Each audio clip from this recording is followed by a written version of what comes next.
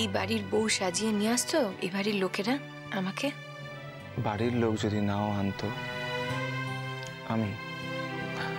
আমি যদি তোমাকে ভালোবাসতাম তাহলে আমি তোমাকে নিয়ে আসতাম। আমার মনে সব সংস্কার নেই ফুলচুরি। দরকার হলে আলাদা থাকতাম, তবু তোমাকে নিয়ে আসতাম। কিন্তু তুমিও তো আমাকে ভালোবেসে বিয়েটা করনি, একরকম ভাবে বাধ্য হয়ে বিয়েটা করেছো।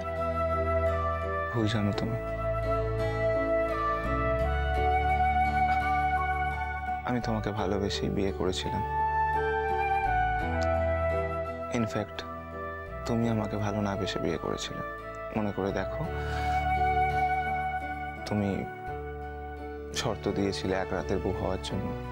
ইনফ্যাক্ট তুমি সেই কথা অনুসারে বিয়ের পরের দিন চলেও যেতে চেয়েছিলে, মনে পড়ে? তখনকার আমি আর এখনকার আমির মধ্যে অনেক তফাৎ। তখন জীবনটাকে আমি এত সিরিয়াসলি নিতাম না।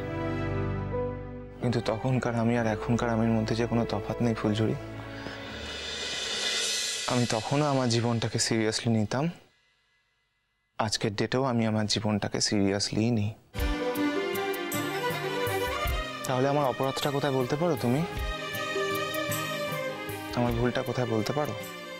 আমি কেন কষ্ট পাচ্ছি বলতে পারো? দিয়াকে খুশি করাটাই তোমার জীবনের একমাত্র মিশন। আমার উপর তোমার কোনো দায় নেই?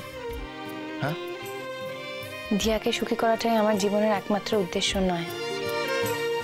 জীবনটাকে সত্যির ভিতের উপর প্রতিষ্ঠা করাই আমার জীবনের একমাত্র উদ্দেশ্য।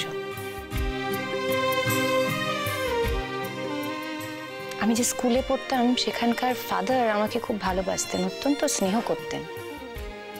আর উনি সবসময় একটা কথাই বলতেন, জীবনটাকে সবসময় সত্যের উপর প্রতিষ্ঠা করতে।